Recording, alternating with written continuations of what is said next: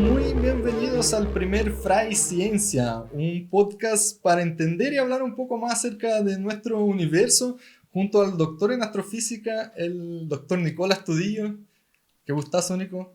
Muchas gracias, Luis, y por la invitación a Fray Ciencias, primer episodio. Nuestro nuevo proyecto que conversamos la primera vez que viniste en el Fray, y bueno, estamos dando la primera patada hoy día para partir. Sí, pues sí, un tema súper interesante que yo creo que tiene mucha cabida para todo el público. Qué bacán. Y hoy día estamos recibiendo a la astrónoma Dafne Iturra también. Muchas gracias. Bienvenida. Gracias por la invitación.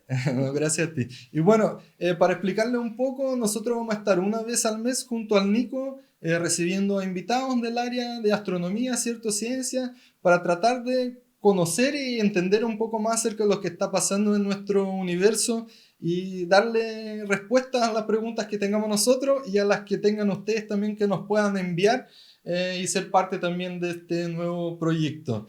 Bueno, nosotros para partir en el día de hoy, el tema propuesto fue el final de todo. Estamos partiendo al revés quizás, pero quizás nos va a servir para entender la necesidad del estudio de la ciencia, ¿cierto? Y de la astronomía en realidad, para saber qué va a pasar con nosotros en unos años más.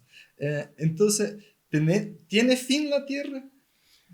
¿Hasta cuándo podemos vivir acá? ¿Qué va a pasar con nosotros? O sea, en el universo todo tiene una evolución, ¿no? Nada es estático, o podríamos decirlo eterno. Así que la Tierra sí, en resumen, sí tiene fin. ¿Es un tiempo corto, largo? Es un tiempo que depende de la Tierra, si estamos hablando, no de la humanidad, de la vida de la estrella que la alberga. Cada planeta o sistema planetario tiene una estrella anfitriona, que en nuestro caso es el Sol, y el Sol, al igual que los seres humanos, nacen, viven, se reproducen incluso y mueren finalmente. Y en esa muerte del Sol es cuando la Tierra va a ser tragada por él y será su fin. Pero eso va a ocurrir en 4.500 millones de años más. Mucho tiempo. Y en la línea del tiempo, ¿vamos más para el final o estamos al principio? En la mitad. Estamos a la mitad. Ya. Pero bueno, la evolución nuestra igual ha sido súper rápida dentro de todo. Hemos crecido en inteligencia y en estudios en 50 años, me imagino que es lo que nunca habíamos crecido. Entonces, bueno, el Sol debiera acabarse, ¿cierto? Antes la Tierra igual podría acabarse por un asteroide. O sea, es menos probable, porque gracias a Júpiter es quien nos protege, podríamos decirlo, de todas las rocas que andan dando vuelta por el sistema solar, ¿no? Entonces, un asteroide, si es que se aleja de su órbita normal, seguramente Júpiter lo va a atraer y se va a encargar de este asteroide. Eso no quita que pasan asteroides bastante cerca. Al principio, en las etapas tempranas de formación del sistema solar, claro, ahí estaba lleno de asteroides, un poco más caótico por todas partes. Podríamos decir que el sistema solar era más sucio. Y Júpiter se encargó de limpiar un poco todo y poner orden en el sistema solar gracias a su masa. Entonces ya es menos probable que la Tierra se vea impactada por un asteroide. Y con respecto al Sol, ¿cómo va a ser ese final? ¿Qué es lo que vamos a ver? ¿Cómo llegar a nosotros como cerca del fin? Yo creo que la humanidad se va a acabar mucho antes de la muerte del Sol para poder observarla. Como tú dices, vamos avanzando muy rápidamente en lo que es la parte tecnológica. Sin embargo, creo que es una arma como de doble filo, porque al mismo tiempo no estamos midiendo mucho las consecuencias de nuestra forma de vida. Con respecto a la parte científica de cómo se va a acabar la muerte de esta estrella, las estrellas de manera muy general depende de su masa, de cómo van a vivir y cómo van a morir. Las estrellas como el Sol son estrellas muy estándares, medias, no son tan explosivas, por decirlo de alguna forma, no van a morir como supernovas, que es lo que más se escucha, sino que simplemente va a terminar su vida acabando su combustible en su interior. La fuerza de gravedad va a ganarle a esta fuerza de fusión que empuja hacia afuera y finalmente va a colapsar y transformarse en una enana blanca. Todo esto pasa mucho tiempo, millones de años, y en este proceso de de colapso que tiene la estrella, se va a expandir como una gigante roja, y en esa expansión es cuando se va a tragar a engullir a Mercurio, Venus y la Tierra, siendo Marte el que se va a quedar más próximo a esta estrella, a esta gigante roja, que va a seguir brillando, más fría por supuesto, pero va a seguir por mucho tiempo. No es como un proceso tan rápido como lo estoy contando ahora. Claro. Y bueno, el tema de los asteroides, hace poquito hicieron una intervención en un asteroide, ¿cierto? Sí. ¿Cómo fue ese proceso? ¿Corríamos riesgo? ¿Eso iba a impactar a la Tierra? Era un test. Ya, La misión ya. DART era Ajá. para ver qué podíamos hacer con la tecnología actual que tenemos, ¿no? Entonces era tratar de hecho lo lograron, desviar la trayectoria de un asteroide relativamente pequeño. Pero era un test, ese asteroide lamentablemente se cruzó con la humanidad y los desvió un poco, pero no iba a acercarse él por sí solo a la Tierra. Ya. Pero fue como un choquecito para que se corriera para el lado. Un empujoncito, exacto. Sí. Y hace un tiempo pasó uno muy grande que fue como, igual comentado, que se llamó Oumuamua o algo así. ¿Se acuerdan? No me acuerdo bien el nombre. Sí, yo me acuerdo que Sí. ese tenía polémica por la forma que tenía el Exacto. asteroide. Oumuamua. Sí, Oumuamua, sí. que dijeron que tenía hasta una forma que se debía a una civilización, pero eso ya son más especulaciones, ¿no? Claro, lo que yo vi es que, claro, venía con una velocidad y después tuvo una aceleración anormal, digamos, a lo que normalmente podría ser un asteroide común. Y eso yo creo que fue comentado por eso también, porque no era algo tan normal de ver en un asteroide. Sí, sí, pero yo no me alarmé mucho, la verdad. ¿No te preocupa cuando son asteroides o que sea ese el fin? Que sea por una roca o algo que... O sea, con lo que vaya a pasar con la Tierra, como decía Dafne, yo creo que el Sol es quien va a dirigir el final de la Tierra, ¿no?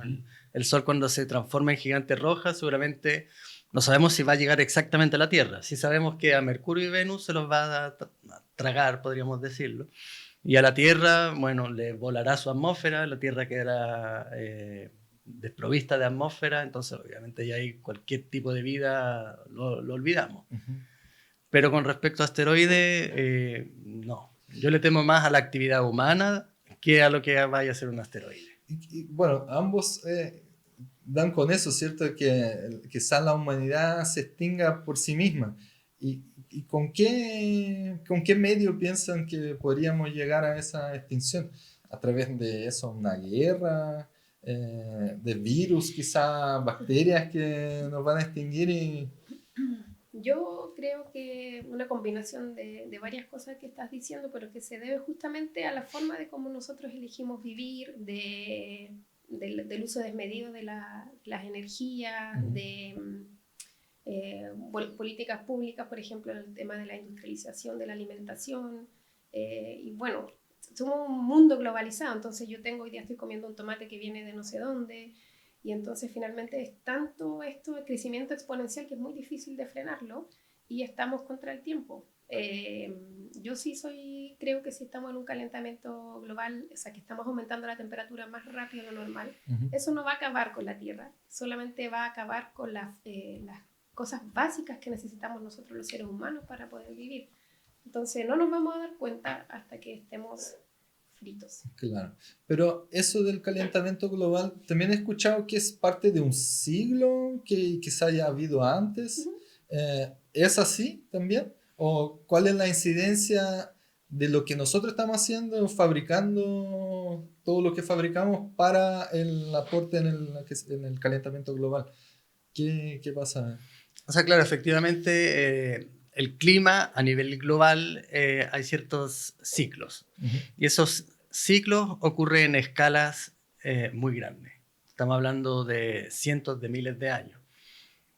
Incluso ya han habido glaciaciones anteriores donde el ser humano no tiene nada que ver, ¿no? Son procesos Claro.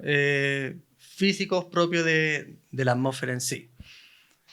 El problema es las escalas en las que ocurren esos cambios. Entonces está demostrado desde que la industrialización que ha puesto el ser humano ha hecho cambios muy rápidos a nivel de la atmósfera, a nivel planetario. Entonces ya no hablamos de un calentamiento global, sino el cambio climático. ¿Y por qué? Porque ese calentamiento incluso puede producir un enfriamiento. Porque al haber más vapor de agua en la atmósfera, bloquea la entrada de luz solar y disminuye la temperatura, producto del aumento del calor. Y eso es por efecto invernadero. El Claro. CO2 que se produce por procesos humanos captura el calor y hace que se evapore más atmósfera.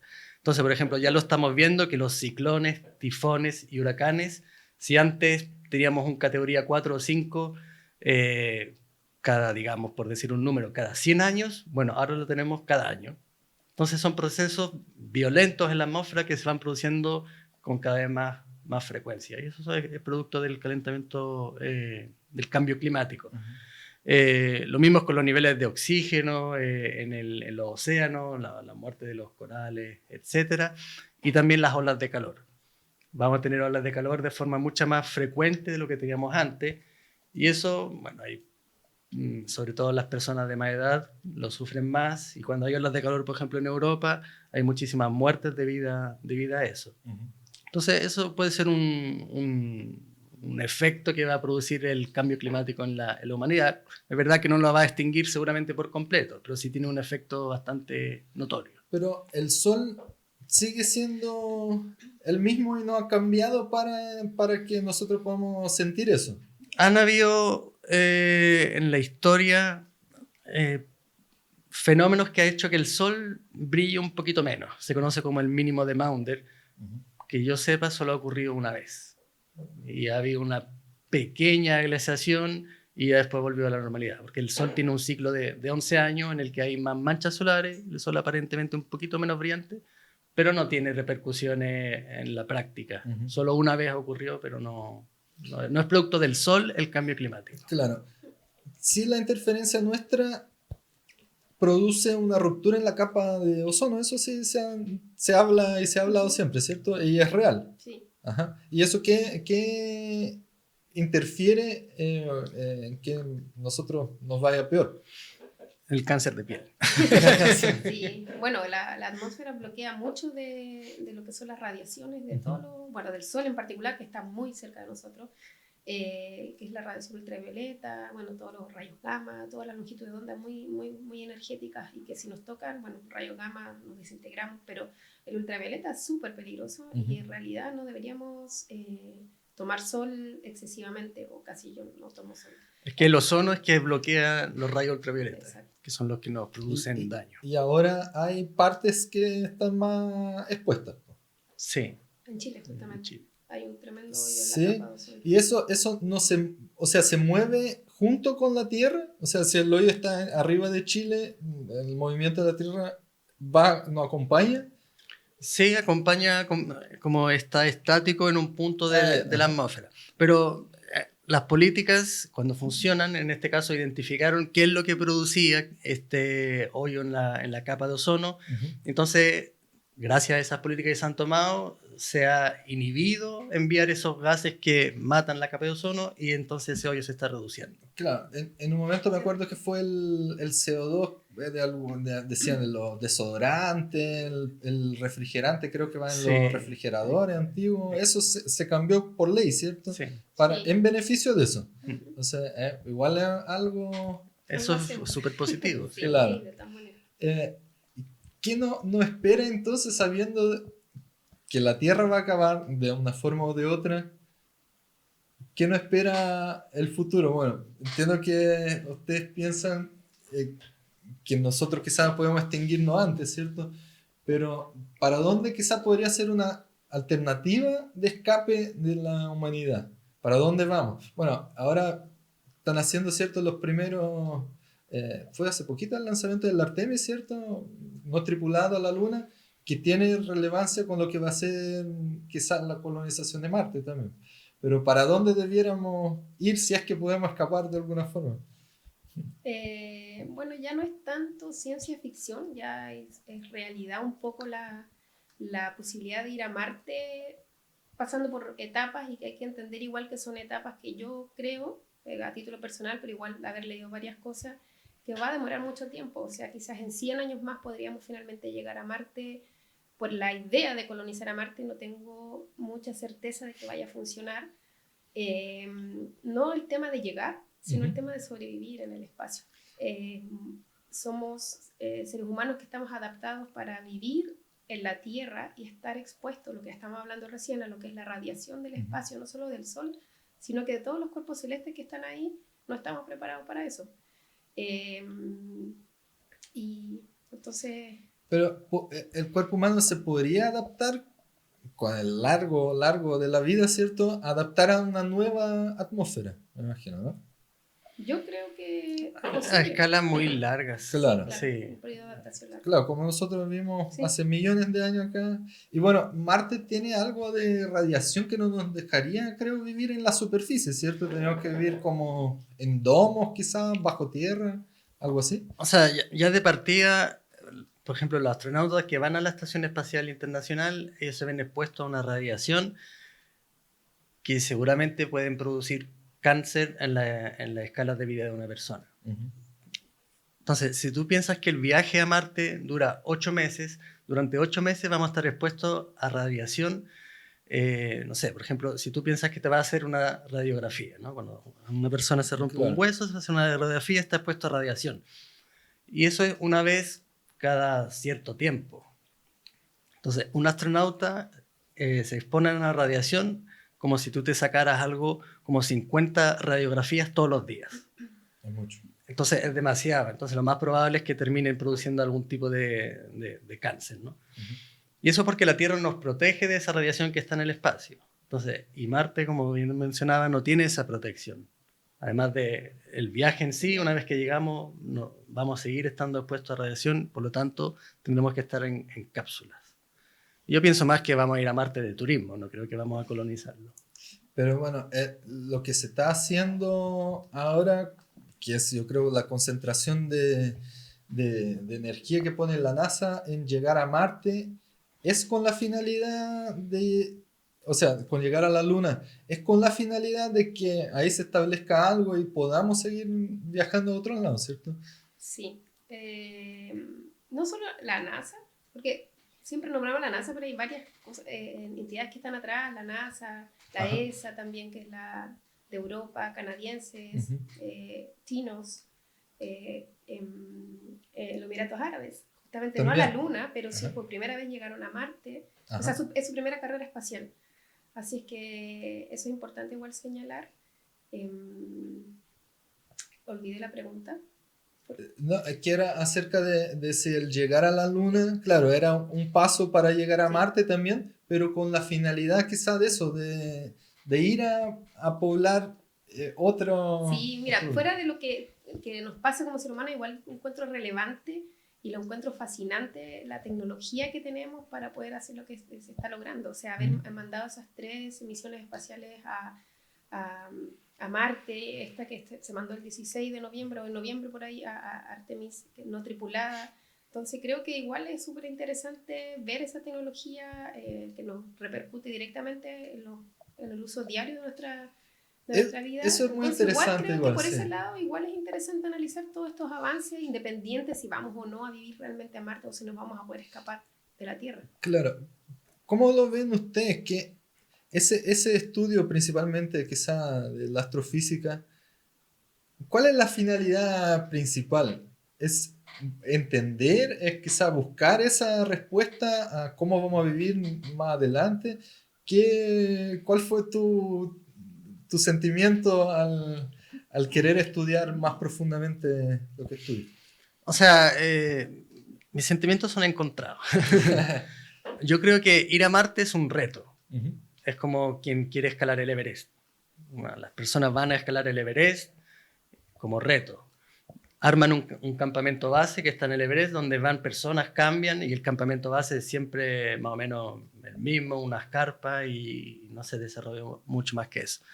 Lo que sí yo veo muy interesante de ir a Marte, aunque sea un reto, no sea para ir a colonizarlo y quedarnos ahí o terraformar Marte, son los avances científicos y tecnológicos que van a producir ese reto. Ahí es cuando yo le encuentro todo el interés, porque esos avances científicos y tecnológicos van a tener por cierto, aplicaciones en otras cosas que no sean ir a Marte. Van a ser un progreso y un desarrollo en la humanidad, yo creo que bastante notable. Bueno, eso he visto igual que, claro, atribuyen muchas de las tecnologías y cosas que usamos en los días de hoy a estudios que se han hecho a principio para mirar hacia afuera, ¿cierto? Y después terminamos usando en la tecnología actual, cosa que también es muy buena. Sí, exacto. Pero también es como esa arma de doble filo, como dicen, que igual la humanidad de repente no la sabe usar de la mejor forma. Y va más para el lado de quizá eso, la extinción que es del beneficio del estudio en sí. Po. ¿Qué creen ustedes que va a pasar pronto? Bueno, sigue, ¿cierto? El plan de la Luna con Artemis, ¿cierto? Próximamente va a ser algo tripulado. ¿Saben qué va a pasar ahí? ¿La gente va a quedar en órbita? Hay 3 fases, son Artemis 1, 2 y 3. La primera ya está. La segunda es para instalar una especie de estación espacial que orbite a la Luna, y el tercero vendría siendo tripulado para llegar ahí a pisar nuevamente la Luna. La idea es como instalar, todo esto son ideas, obviamente están en construcción, o sea, ideas, más que ideas, o sea, ya están ahí con la mano en la masa, en ejecución. Es construir, como tú decías, como una base que sirva como de intermedio entre el viaje para ir a Marte, un intermedio para cargar casi combustible y todas esas cosas que te puedes imaginar. Además de estar haciendo siempre constantemente experimentos científicos, incluso que también van a hacer algunos experimentos, el segundo también y el tercero también. ¿Irían ustedes a un viaje espacial? Es como ¿se han planteado la idea? Yo no, yo soy amante de la Tierra. Con suerte un avión nada más brazo. No sé, no, buena tu pregunta, porque cuando uno va a hacer charla a niños o a niñas, como que el primero que se imaginan son astronautas. Claro. El astrónomo, el astronauta o la astrónoma, pero es completamente distinto. Bueno, a ti particularmente, ¿de niña te llamó la atención eso? Como todo niño, quizás quisiste ser astronauta o hacer algo de ese tipo y por eso estudiaste. No, nunca quise hacer, no tenía esa visión de viajar al espacio, pero de muy pequeña. Me gustó mucho, es casi como una historia sacada de un cuento, porque, o sea, me refiero a que uno lee por qué quise estudiar astronomía, siempre la gente cuenta casi la misma historia, pero creo que muchos convergemos en ella. Estaba simplemente mirando las estrellas en el cajón del Maipo con mi padre y le pregunté qué tengo que hacer o qué se estudia para saber cómo se forman las estrellas. Bueno, porque él me estaba hablando justamente del tema. Y él me dijo astronomía, pero eso es el único recuerdo que tengo, tenía 4 o 5 años. Es chiquitita. Y, sí, y siempre me ha gustado mucho. ¿Qué te ha sorprendido más en tu trayectoria, en lo que has podido ver? Me gusta mucho aprender nuevas cosas que tengan que ver, por supuesto, en general con todo lo que tenga que ver con ciencia, pero astronomía, algo en particular que me haya sorprendido, no, pero sí me gustaba mucho participar, por ejemplo, de talleres científicos, de observaciones astronómicas cuando era chica.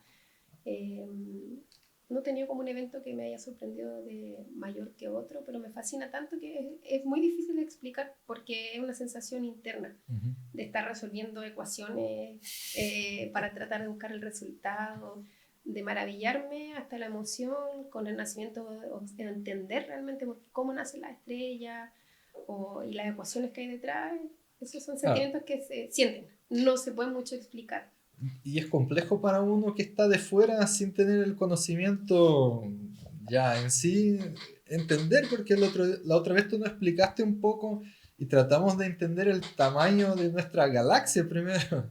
Y es algo que se sorprende cada vez que ve. Entonces, más allá del universo es demasiado espacio, es demasiada cosa para nosotros que somos tan chicos en el medio de todo. ¿A ti te sorprende algo en particular? ¿Te sorprendió?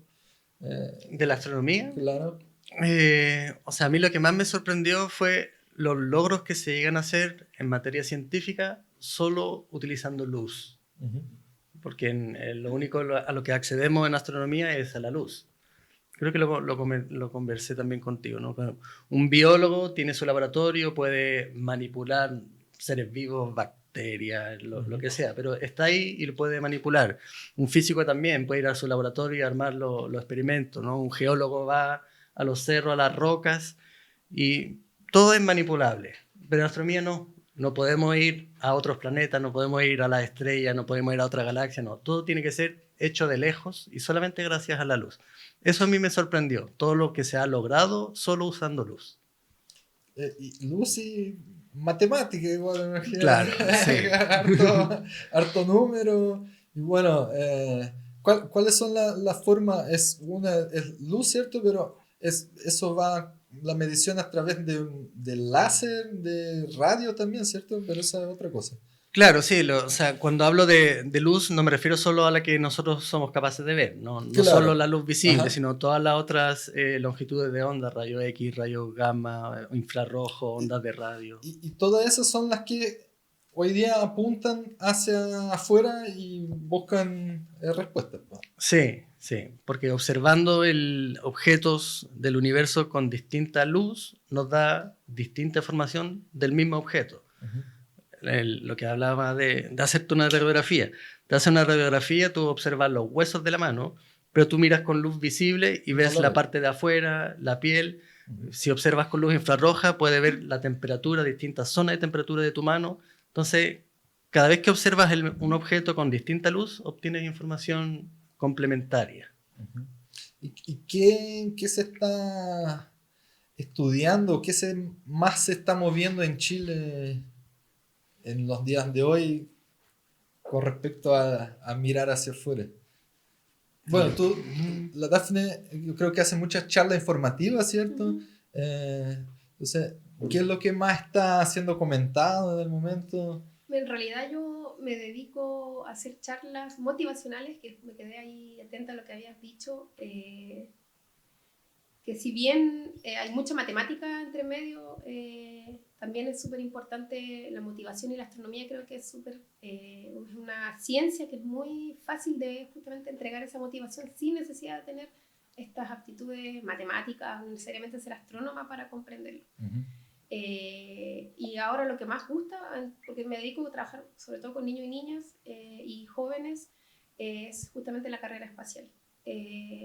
No sé si es lo más científicamente hay muchas ramas de la astronomía que se estudian, uh-huh, desde el sistema solar, galáctico, cosmología, pero lo que llama más la atención a la gente común, que no necesariamente sea astrónomo, es justamente la carrera espacial y nuestra, como decíamos recién, ir a, por ejemplo, a Marte, lo que claro, a la Luna, esta defensa planetaria.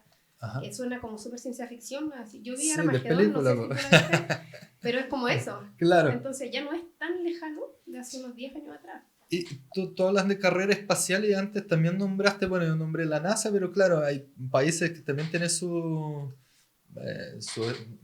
¿qué es la NASA? ¿Un centro de...? Una institución, ¿no? Claro. Una agencia espacial.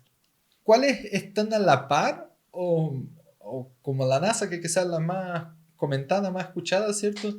Que podrían dar también indicios o buenos resultados? ¿Quién está ahí en la cabeza de los estudios? Están los Emiratos Árabes, no me acuerdo el nombre de su agencia espacial, que fueron los chinos, que son bastante uh-huh, poderosos. Son los únicos que han llegado a la parte oscura de la Luna, uh-huh, y que están también ahora en Marte, de manera independiente. Ahora también está la agencia espacial, por ejemplo, hablamos del telescopio, la agencia espacial europea, uh-huh, del telescopio James Webb, que sin ellos no hubieran podido ir. Entonces igual hay trabajos colaborativos, uh-huh, y que la NASA, como llama más la atención, porque hemos visto películas gringas durante toda nuestra vida, entonces la NASA resuena más que otros, pero sin los otros tampoco podría llevarse a cabo. No es un trabajo único, uh-huh, en ciencia en general se trabaja siempre en equipo, aunque sea un aporte pequeño, pero es importante, que forma parte de... Y ellos están colaborando entonces entre sí también, pues los sí, países, igual que ustedes también, sí, cuando hacen estudios, ¿cierto? Siempre sí, en colaboraciones. Sí. Tú hablaste, bueno, ahora de la Luna de nuevo, y en algún momento vi acerca de un choque que hubo entre la Luna y la Tierra. Eso pasó, ¿no? ¿Cómo se formó la Luna? ¿Fue a través de un...? Creo que no está del todo demostrado, pero la teoría más aceptada es que al principio, en las etapas tempranas de formación del sistema solar, hubo un cuerpo que chocó a la Tierra y le arrancó un pedazo que vino a ser la Luna. Sí, Y volvemos a ser redondo. redondo. Sí. Sí, porque ahí, bueno, la Tierra no era sólida en etapas tempranas del sistema solar, sino que era más un fluido, dadas las altas temperaturas que había. Así se forma. O sea, partió de algo más blando de lo que somos ahora Sí. como roca. Sí, porque los distintos choques, los choques también producen temperatura. Ah, claro, ya. Sí. Y bueno, acerca del James Webb, yo creo que ha venido también a como revolucionar un poco, ¿cierto? ¿Es el mecanismo más moderno que se tiene hoy día para el estudio? O sea, él es el telescopio más moderno con tecnología de punta que se ha construido en toda la historia de la humanidad. ¿Y le ha sorprendido los resultados? Porque Sí. yo veo Sí. todos los días noticias de que sacó algo nuevo, una nueva foto, descubrió algo. Eso veníamos conversando porque ha observado objetos que ya han sido observados antes, pero Claro. tú puedes, justamente para ver eso, no solamente descubrir algo nuevo naturalmente en el objeto observado, sino que comparar las tecnologías nuevas y cómo se ha avanzado. Entonces se han visto cosas que no se podían ver anteriormente con la misma resolución. Ese es el gran avance. Y la lejanía cual puede ver. Exacto, sí. De hecho, claro, hace poco tuvieron la visión más profunda del universo, o sea, más cercana a lo que podría haber sido un principio, ¿cierto? También se habla de que la teoría del Big Bang podría ser desarmada ahora, ¿cierto? ¿Qué creen ustedes? ¿Eso todavía es una teoría? ¿Se puede desconstruir el Big Bang? ¿Puede ser que pasó otra cosa y no como hemos visto hasta ahora que el Big Bang sí es el origen de todo? No creo, porque hay muchas evidencias que prueban el Big Bang en sí. Entonces, no creo que se vaya a encontrar una evidencia que contradiga el Big Bang. Lo que sí va a haber estudio en lo que venga en la evolución del universo a posterior, después del Big Bang. El Big Bang es una teoría que se sigue llamando teoría, pero que ya debería ser una ley con todas las evidencias que hay de que se produjo. ¿Piensas lo mismo? Por ahora, sí. Pero igual hay... no son específicamente que nos va a dar la respuesta al James Webb, pero sí hay un área de la astronomía o más de la cosmología con los físicos que sí estudian estas teorías nuevamente, porque no hay observación, que hablan de que podría ser el Big Bang puede haber sido uno de los tantos inicios que ha tenido el universo. ¿Ya? Que puede haber sido un inicio, estaríamos como, por decir un número, en el 11º universo. Nació uno del Big Bang, murió y volvió a nacer otro y se vuelve a hacer un origen y es como una cosa así. Ahora, son teorías. A mí me fascina esa parte. Así que creo que en particular el James Webb no creo que nos vaya a decir si sí o si no, contrarrestar así tan secamente un paradigma, cambiar todo, pero sí quizás pueda ser de alimento para estas teorías para poder ahí ir de manera paralela construyendo. Y eso es lo fascinante de la ciencia, porque entre más preguntas, entre más sabemos, más ramas salen en este árbol y menos llegamos al origen. Así que no creo que vayamos a decir, no, esto no es y esto sí es. ¿Sí? Vamos a seguir aprendiendo.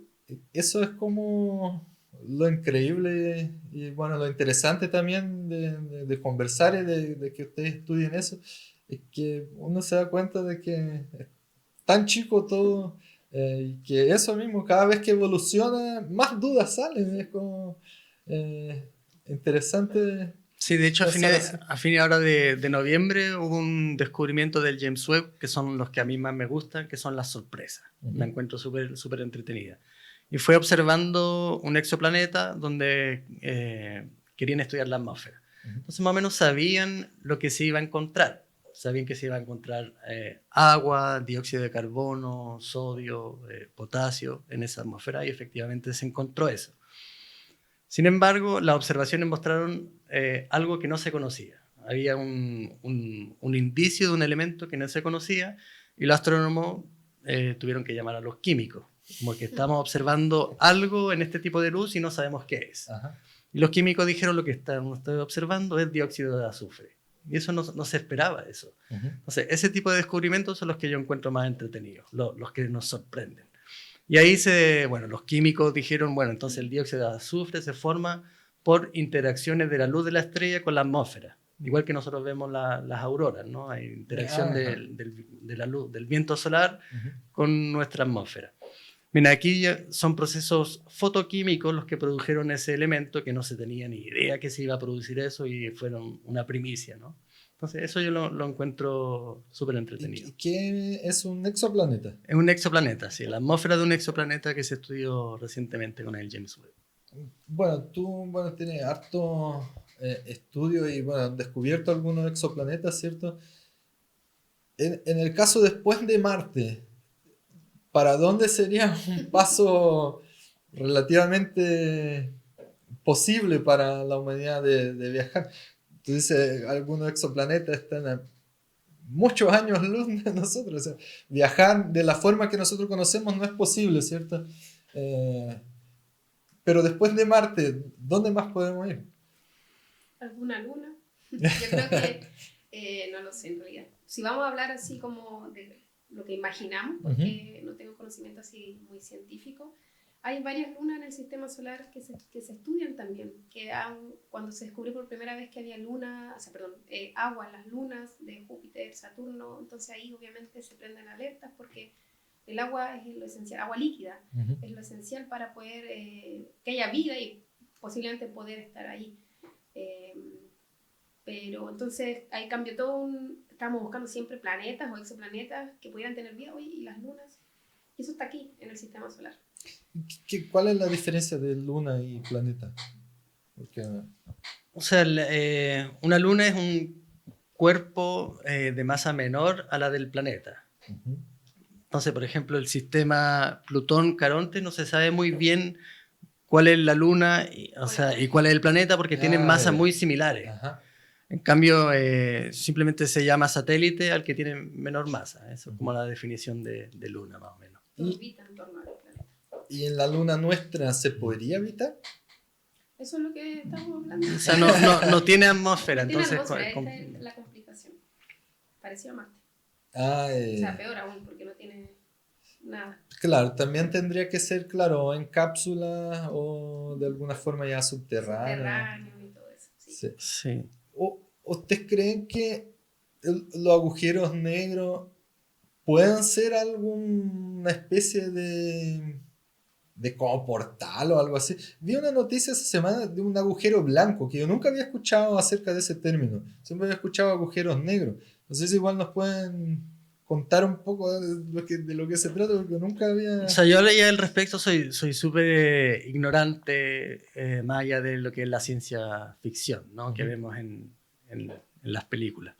Entonces, de lo que es agujero de gusanos como portales para viajar a otra dimensión o a otro lugar del universo. ¿Es ciencia ficción? No hay nada... Aparentemente ciencia ficción, pero porque yo soy ignorante al respecto. Seguramente le preguntas a un físico teórico y puede hablar más de conceptos más objetivos al respecto. Pero si alguien lograra meter una nave en un agujero negro, ¿qué pasaría al principio? ¿Desaparece, no? Al principio, la fuerza... desaparece por las velocidades que se alcanzan. Ajá. Sí, se integraría. ¿Y eso del agujero blanco?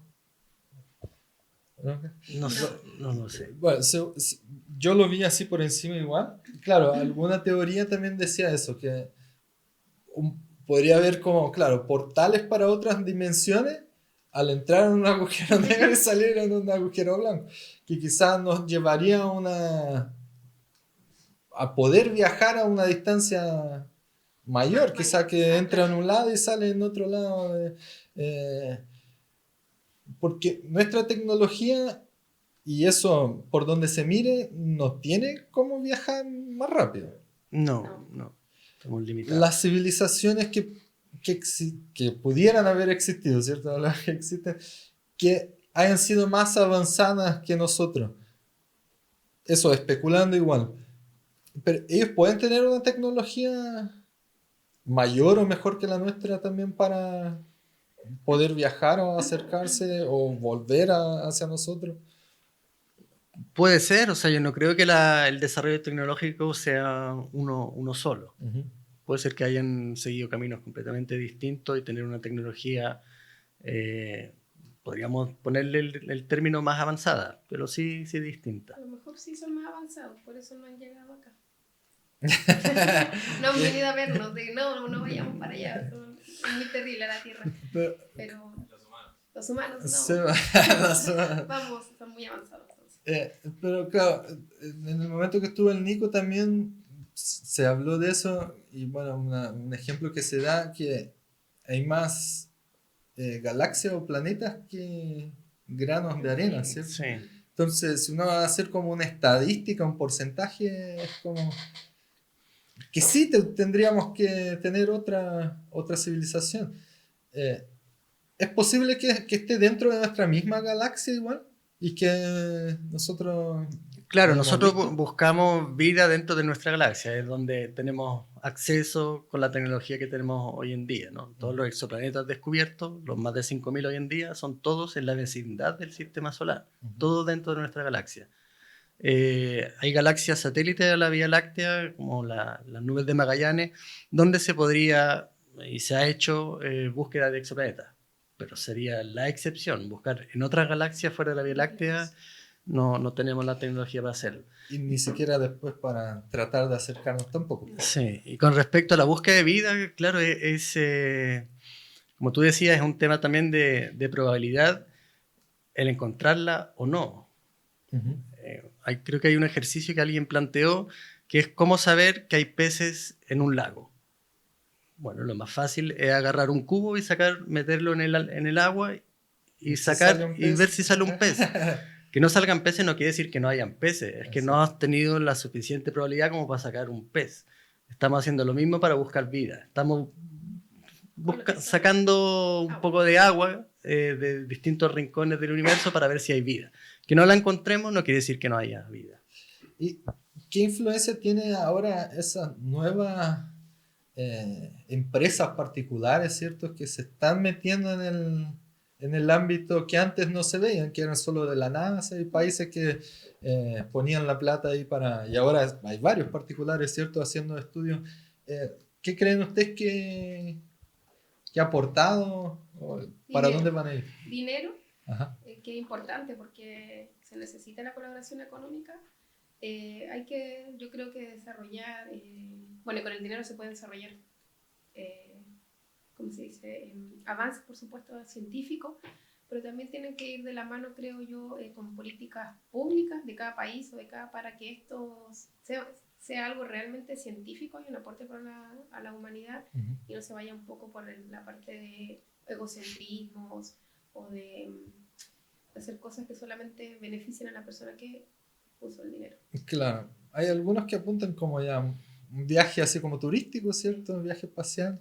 Pero yo creo que otros también como ya con intención de colonizar o de salir de la Tierra de alguna forma, colonizar Marte. Yo lo encuentro positivo que los privados se metan en esto, pero creo que también, como dice Daphne, tiene que haber una regulación.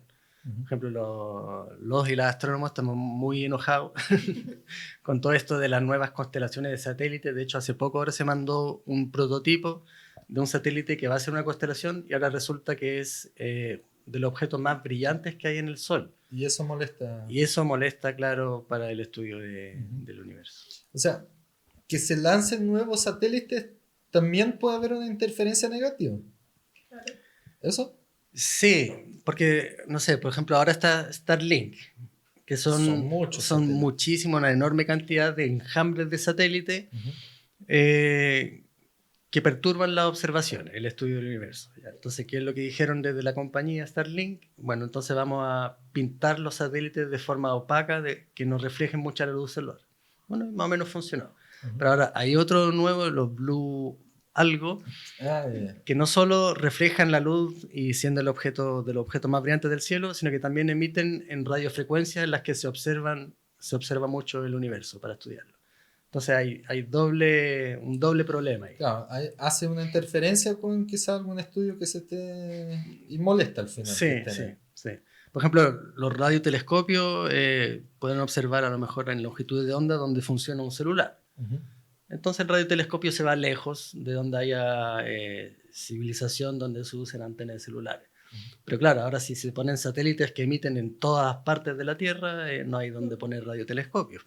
Todos van a ser contaminados. Pero, ¿era necesario o el beneficio, por ejemplo, de Starlink es realmente un beneficio? Porque, bueno, hoy día nosotros igual tenemos internet y satélites que nos pueden ayudar sin el uso de Starlink, pero sí. ¿Va a ser realmente beneficioso? Yo creo que sí, por algo lo hizo, ¿no? El llevar internet a lugares donde un cable no llega, yo lo encuentro súper beneficioso. Uh-huh. Había a lo mejor claro de ser un poco más inteligente en que ese beneficio no perturbe tanto otras cosas. Claro, y eso se ha ido arreglando en el camino, me imagino. Igual. Sí. Ajá. ¿Eso están dentro de nuestra atmósfera o salen? Salen. Fuera. Ya. Sí. ¿Mucho más arriba? No creo que mucho más arriba. Diría unos cientos de kilómetros. Ajá. Sí. Para lograr mantenerse en órbita y no caer a la Tierra o claro. muy lejos. Ajá. Se mantiene en órbita constante. Y bueno, eso, han pasado por acá ya, igual han tenido un... Sí, eso uno se puede buscar en internet cuando pasan. Ajá. Y uno sale a un lugar en una noche oscura y los ve pasar todo en filita los enjambres satélites. Se ven a ojo desnudo. Con respecto de nuevo a agujeros negros, ¿qué se ha sabido últimamente? ¿Alguna novedad o algo que se haya aprendido distinto a lo que haya cambiado con respecto a eso? Bueno, se ha visto y se ha vuelto a ver el agujero que está en nuestra galaxia, ¿cierto? ¿Ha cambiado algo? El otro día vi también, los agujeros negros son todos iguales. Cambian la masa, es como... Pero... O sea, lo que yo sé de agujeros negros, hay agujeros negros estelares y galácticos. Lo que tú estabas contando es el agujero que está en el centro de la galaxia. Las galaxias como la nuestra, las galaxias espirales tienen agujeros negros supermasivos en el interior. Y observarlo fue por primera vez lo que se hizo. Antes se creía que había agujeros negros, veíamos lo que ellos hacían alrededor de los objetos que estaban cerca, cómo los perturbaban y decían, ya ahí, bueno, no nosotros. Albert Einstein lo dijo primero y ahora recién lo pudimos observar. Y hay agujeros negros que cuando mueren las estrellas, no como el Sol, sino que mucho más masivas, se transforman en agujeros negros. Y esos son agujeros negros estelares. Y esos son más pequeños, igual de importantes, pero son diferentes. Entonces, eso es. No hay un tipo de agujero negro, sino que hay diferentes tipos de ellos. ¿Y se sabe cómo se forman? O sea, ¿tiene incidencia? ¿La galaxia se forma a la par con el agujero negro? ¿Uno se forma antes, el otro después? O sea, todo tiene que ver, ahí volvemos a la vida de las estrellas y a la muerte de las estrellas, todo tiene que ver con la masa. O sea, una estrella que aproximadamente tiene una masa 8 veces más grande que el Sol, se va a transformar en una estrella de neutrones después de una supernova o en un agujero negro. Entonces todo es un tema de masas. Y es lo que viene después de la muerte de una estrella. Pues, si es que tiene masa mayor de 8 veces la del Sol, es un agujero negro. ¿Hay muchos? O sea, muchos parecidos al Sol, muchos soles. No, las estrellas más frecuentes se llaman enanas rojas, que son el 70% de todas las estrellas y tienen masas menores que el Sol, como un 60% menos de masa que el Sol. Esas son las más frecuentes. ¿Y podríamos dar como uno de los puntos principales de vida y de nuestro crecimiento humano, el Sol? ¿El Sol hizo con que nosotros fuéramos lo que somos? Porque sin Sol no habríamos. O sea, se llama de zona habitable. Ajá. Que en este caso es el Sol. Pero no estamos seguros si una estrella distinta al Sol puede también albergar vida. En principio pensamos que sí, y de hecho se está buscando, o sea, llamamos zona habitable en torno a cualquier estrella, no solo en torno a estrellas tipo Sol. Entonces, en el futuro cercano lo que se va a hacer es buscar biomarcadores en planetas que orbitan estrellas muy distintas al Sol, como por ejemplo estas enanas rojas. Hagamos no sé si un resumen, pero para finalizar, sabemos que la Tierra y lo que conocemos tiene un fin, ¿cierto? Que quizás estamos estudiando para poder hacer algún cambio y quizás habitar otro planeta. Eh, pero ¿qué sacamos de todo eso? ¿Qué creen ustedes que vamos a hacer? ¿Cuál va a ser la finalidad de la humanidad en la Tierra? ¿Para qué estuvimos acá? Muy filosófico todo Claro, esto, sí. pero yo creo que hay que, si bien pensar en los próximos pasos, creo que es súper importante hacer un cambio, por lo menos en mi enfoque muy personal, en mi mundo ahí cercano, es cambiar un poco el pensamiento de niños y niñas, porque finalmente son ellos los que van a ser los futuros, que van a ocupar todas estas tecnologías que estamos hablando y todo eso, cambios, viajes. Entonces creo que ahí es súper importante la parte de educación, Ujú. la inclusión, tantas cosas que son importantes para lo que se venga, lo que se venga. Creo que por ahí yo apuntaría más. Ahora, el fin de nuestra era, entonces por eso es importante educar, muy importante, no solamente seguir alimentando a como estamos como sociedad, sino que realmente hacer, nuevamente ocupo la palabra, políticas públicas reales, sobre todo lo que es Latinoamérica, que vayan de la mano justamente con el crecimiento de la población, entendiendo que la base es la primera infancia y tenemos que fortalecer completamente eso. Y no todos vamos a ser astrónomos, no todos vamos a ser científicos, pero sí vamos a tener una mejor sociedad. Estamos en un caos ahora. Yo creo que estamos en un punto de inflexión, en un caos donde hay mucho dinero, donde hay mucha adquisición de empresas privadas, viajes a la luna y todo eso, pero también hay mucho poder. Uh-huh. Entonces es importante que estas nuevas generaciones tengan conciencia de todas estas cosas y que saben, porque ellos, va a ser para ellos este planeta. Concientizar. Concientizar. Sí. Y esa es mi pega, ese es mi trabajo. Nico. O sea, sí, bueno, sabemos que el Sol va a seguir evolucionando, que estamos en la edad, en la mitad de la vida del Sol. Cuando el Sol se vaya a morir, la Tierra va a cambiar y seguramente será muy distinta a lo que es ahora. Ahora, con respecto a nuestra misión en la Tierra, eso ya son preguntas, como bien decía Dafne, más filosóficas, o podemos darle una interpretación espiritual también.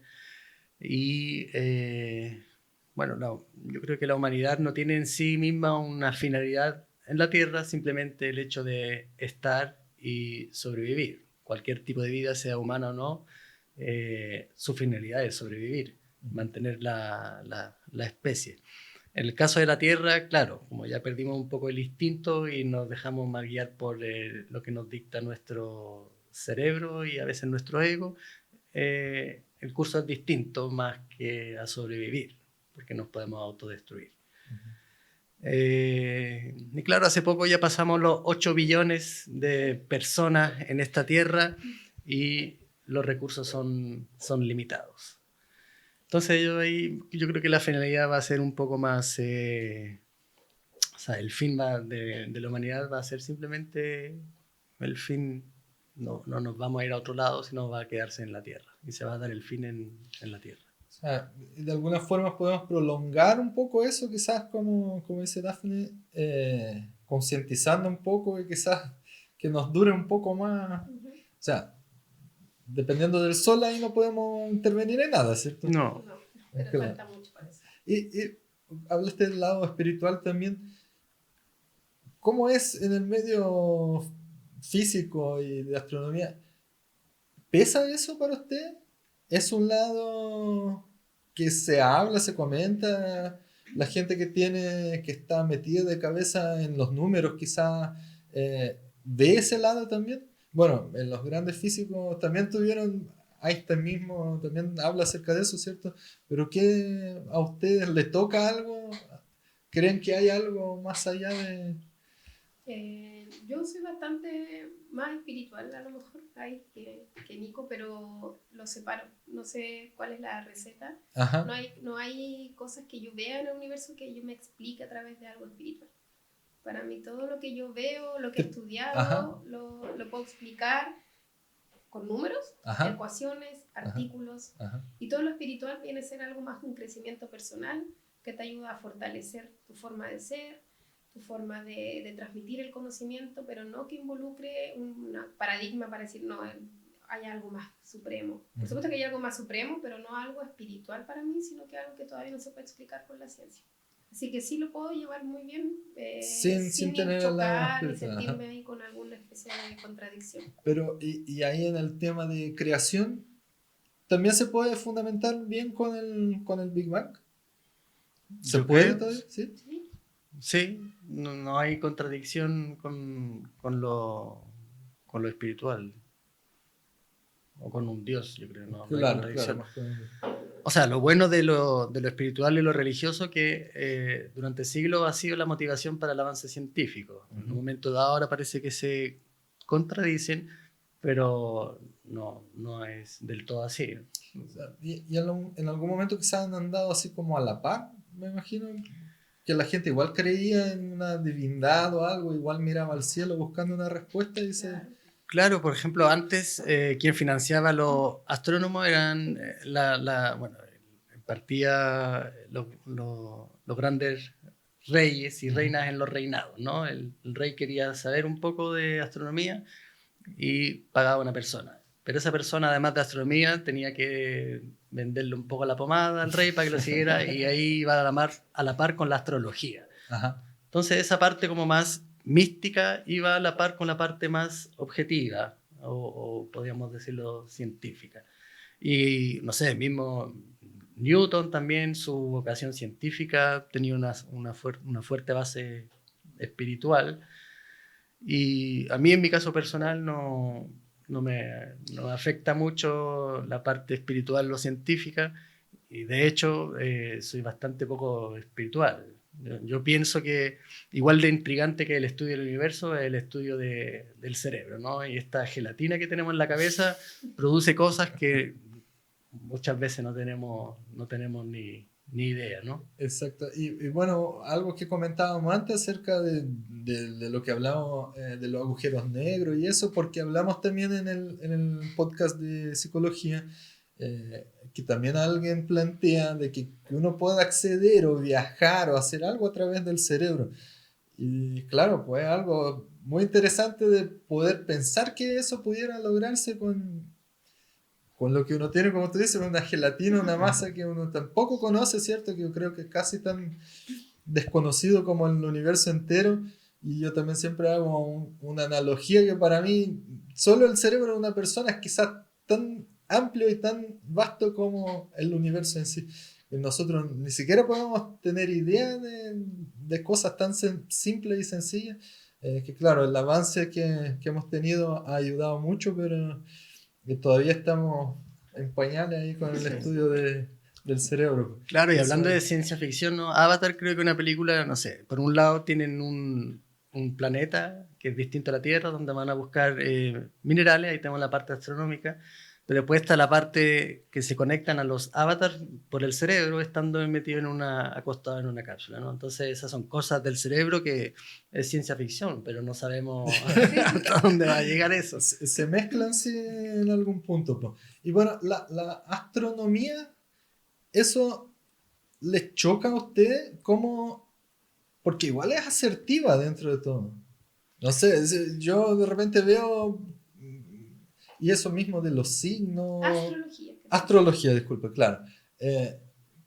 ¿Qué choca contigo, por ejemplo? ¿Tú crees cómo fue formado eso? Porque igual es un estudio que viene de muchos años, ¿cierto? Quizás partió incluso desde ahí, se fue ampliando a la astronomía. Lo único que yo veo en común de la astrología con la astronomía, no tengo nada en contra de los astrólogos ni nada, es que se habla de los signos del zodiaco, que son las constelaciones zodiacales, y cuando uno nace, si tú vas a tu fecha de nacimiento y tu año, hay estrellas en tu cabeza en ese momento y entonces ahí un poco va qué signo eres. Ahora Claro, que eso rija cómo soy la y esas incidencia de la cosas, persona. en realidad no es... Yo sí, mis padres les encanta, por ejemplo, y no me causa nada, puedo leer y no me molesta, Ujú. pero porque tengo las herramientas como para saber si es que quiero o no creer. Ajá. Lo que sí es como al filo, es cuando la gente cree que eso sí puede ser algo real o que la gente puede aprovecharse de eso. Ahí me genera un poco de ruido, pero tampoco me quiero meter tanto porque tampoco quiero ofender a ningún astrólogo que le gusta y que además ha dedicado tiempo para poder aprender esas cosas, que también yo creo que tiene que ver con el campo espiritual, crecimiento personal, obviamente, y que lo encuentro igual natural, porque es una conexión que nosotros estamos buscando. Igual los astrónomos buscamos esta conexión con el universo, de dónde venimos, cómo el origen de ello. Bueno, en la astrología quizás también busca un poco esa conexión espiritual, basándose en hechos menos científicos, pero que son para mí paralelos, que se unen en que, bueno, sí, hay constelaciones que son Claro, Tauro, pero ajá. Géminis, Nada solo más eso. que... Sí, Bueno, son tantos los temas sí, interesantes que podemos seguir debatiendo y bueno, esa es un espacio para que nosotros, junto al público y yo, podamos tratar de conocer un poco más, quitar un poco las dudas que uno tenga y por eso también que quería pedir a todos los que nos ven y los que nos van a ver que puedan ser parte también ustedes de ese proyecto. Bueno, como les comentamos, vamos a estar siempre acá junto al Nico hablando con alguien relacionado a la astronomía, a la física, tratando un poco de entender un poco más y bueno, también tirando nuestras teorías quizás ahí y porque no todo está probado, ¿cierto? Qué pensamos nosotros y esa es la idea, que ustedes también pueden participar, estar junto con nosotros, enviar temas de sugerencia, enviarnos sus preguntas. Pronto vamos a estar haciendo capítulos en vivo, así que van a estar entretenidos, pueden participar y es bacán poder venir acá y todos los días hablar acerca de algo que no está así a la puerta para todo el público, ¿cierto? Y que principalmente podamos tener la presencia de ustedes, que, bueno, personas que estudian en sus áreas, ¿cierto? Que puedan venir a dar acá su opinión acerca de lo que está pasando y eso es muy interesante para nosotros. Quería dar las gracias a Dafne, quizá una última palabra ahí para que sí, nos muchas despidamos. gracias a ti por la invitación. Invitarlos a que, bueno, ahí está mi cámara, que nos sigan en nuestras redes. Yo pertenezco junto a Nico a la Fundación Chilena de Astronomía, donde hacemos charlas, talleres. Yo vivo en Concepción, San Pedro de la Paz, siempre hay talleres para niños, para niñas, así que no duden en contactarnos, visitas a escuelas.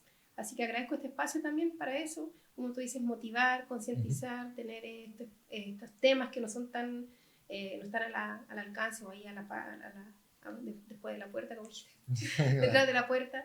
Entonces, invitarlos a eso, invitarlos aquí también a este espacio que tú has generado, que lo encuentro súper, súper entretenido y además súper importante, que si no puede estar en vivo, después pueden visitarlo, sugerir temas Exacto. y seguir aprendiendo en conjunto. Así que muchas gracias por la invitación. No, gracias a ti. Nico, Sí, bueno, también agradecerte y felicitarte por la iniciativa de Fray Ciencia, bueno, que encuentro que es súper importante, ¿no? Entregar a la sociedad un poco del saber científico y además también para la vida misma, ¿no? Yo creo que la gracia que tiene la ciencia es tomar decisiones en base a la evidencia, que a veces en la sociedad es súper importante también. Así que, bueno, quedo atento y quedamos atentos sí. también a los temas que puedan proponer, por supuesto a las críticas constructivas también, así que nos estamos viendo para hablar de temas científicos de Eso. astronomía. Bueno, para nosotros, y bueno, agradecerte también, Nico, de aceptar partir con ese proyecto que, bueno, teníamos conversado desde la vez que viniste, ¿cierto? Al FRAI. Pero claro, para nosotros es un paso más y un paso más en aprender algo cada día que hacemos eso. Bueno, yo no sé nada de ciencia, de astronomía, entonces esa es la intención de tener alguien que no sabe planteando dudas que quizá también son de la mayoría de la gente, ¿cierto? Y es por eso también que la opinión de todos va a ser muy importante acá. Nos vamos a estar viendo bien seguido, o una vez al mes, esperamos, ¿cierto? Y a la medida que podamos, no sé, ir aumentando ahí la frecuencia, pero esa es un poco la idea. Espero que a todos les haya gustado. A mí me pareció muy interesante también poder haber estado hoy día acá en nuestro primer capítulo.